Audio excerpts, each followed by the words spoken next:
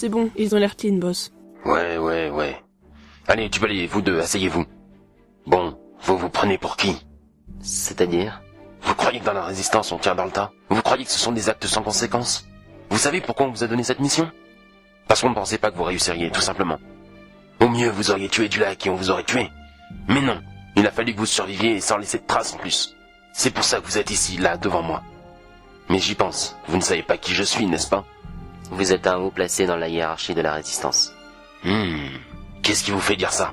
Votre intermédiaire vous a appelé boss, tout simplement. De plus, vu votre manière de vous exprimer, vous n'êtes pas quelqu'un à qui l'on donne des ordres comme ça, donc j'en déduis que vous êtes quelqu'un d'important. Bien vu. En même temps, j'aurais dû m'en douter. Dans votre dossier, il est spécifié que vous êtes très intelligent. Vous auriez pu devenir ingénieur, il paraît. Pourquoi avez-vous refusé cette formation? Ma mère l'aurait voulu. J'étais jeune et révolté, donc j'ai suivi une formation basique, rapide et concrète. Oui, votre mère. Alice Myrtille Framboise, c'est ça. Elle est morte il y a peu, condoléances. Ainsi que votre copine. C'est pour ça que vous êtes là? Et vous, Claude Magnon? J'ai parcouru votre dossier aussi. Combien de temps avez-vous passé en prison? Tu as été en prison? Pourquoi? Oui, j'ai été en prison. 2 années de torture mentale pour avoir dit publiquement que le leader était un despote totalitaire.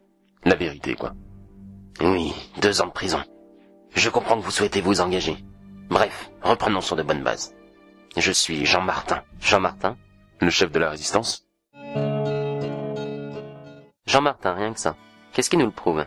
C'est un peu facile de dire ça. Hein. Je vois pas pourquoi le grand chef se présenterait à De Pékin comme ça. Techniquement, nous n'avons pas fait nos preuves pour être reçus par le Big Boss. Je comprends votre réticence à le croire. Mais je suis bien qui je prétends être. Et en fait, si techniquement vous avez fait vos preuves. Je pensais au début en lisant vos dossiers que vous n'étiez que des gamins en quête de vengeance ou d'aventure. Mais vous avez réussi une épreuve qui vous envoyait au casse-pipe. Je reconnais que je ne me présente pas à tous les membres de la résistance, mais vous avez su faire preuve de rapidité et de clairvoyance quant à votre mission. De plus, même si je sais que ce n'était pas fait exprès, vous avez aussi tué Simon Leclerc. Il était une entrave à un de nos plans. En tuant les deux, vous nous avez permis d'accéder à l'entourage du Conseil des 1000 mains, le réseau le plus proche du leader. Vous savez, dans la résistance, il y a 3 strates. Ceux qui ont peur ou qui se font avoir par les milices du leader. Ceux qui accomplissent des tâches basiques, insignifiantes pour le leader, mais qui, bout à bout, nous permettent d'avancer. Et il y a ceux qui permettent de grandes avancées en se salissant les mains et en réfléchissant à de nombreux plans. Vous faites clairement partie de cette catégorie. C'est pourquoi je vous reçois aujourd'hui. Et vous faites partie de quelle catégorie? En tant que chef, vous êtes comme le leader, on ne le voit jamais. Je vous vois mal vous salir les mains. En effet, en tant que représentant de la résistance, je ne puis m'exposer. Je ne fais que réfléchir à de nombreux plans connus de moi seul. De vous seul? C'est ridicule. Si vous mouriez, la résistance serait totalement affaiblie et ne saurait peut-être jamais s'en remettre. C'est vrai. Mais j'ai dû faire un choix au moment où j'ai décidé de créer la résistance. Soit partager mon plan et risquer de le faire capoter par trahison ou autre, soit garder mon plan pour moi et tout faire pour le mettre en place seul. En pesant le pour et le contre, j'ai pensé, je pense toujours que j'ai pris la bonne décision. Ouais, je ne suis pas convaincu. J'espère juste que votre plan puisse s'exécuter de lui-même si vous mourrez, sinon la résistance n'aura servi à rien. Ne vous inquiétez pas, jeune Claude, j'en fais mon affaire. Allez, passons aux choses sérieuses. Vu votre statut, vous devez savoir où nous en sommes et les affaires auxquelles vous devrez réfléchir. En tuant Dulac et Leclerc, vous avez permis une faille dans le système hiérarchique de 2 groupes prenant compte automatiquement au Conseil des 1000 oreilles et des 1000 mains. Le changement hiérarchique qui s'effectue en ce moment entraîne une non-lecture de certains rapports. Ceci nous a laissé le temps de remplacer quelques postes importants. C'est-à-dire? Quelques accidents ont lieu et nous avons pu mettre nos agents à des postes clés au Conseil des 1000 mains et des 1000 oreilles. Ce ne sont pas des gars haut placés, mais c'est une grande avancée. Et puisque vous êtes là, vous allez plancher avec moi.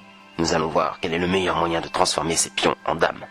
Voici les dossiers de nos gars ainsi que les renseignements qu'ils nous ont fournis sur l'organisation des conseils. À vous de les étudier et d'en sortir une solution efficace pour tuer le leader. Mais il n'y a aucun nom sur ces dossiers.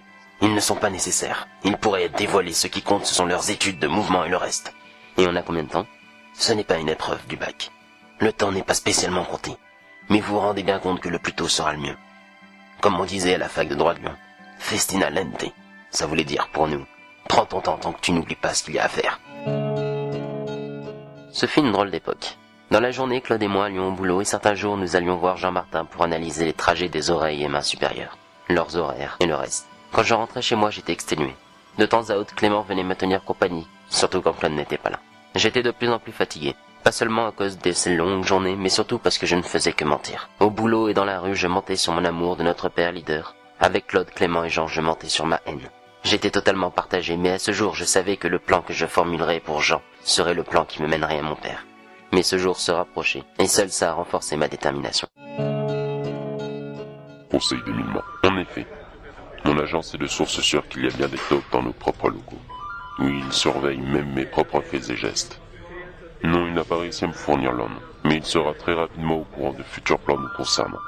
De toute façon, notre plan sera exécuté avant le leur. Tout ira bien plus vite qu'il ne le croit.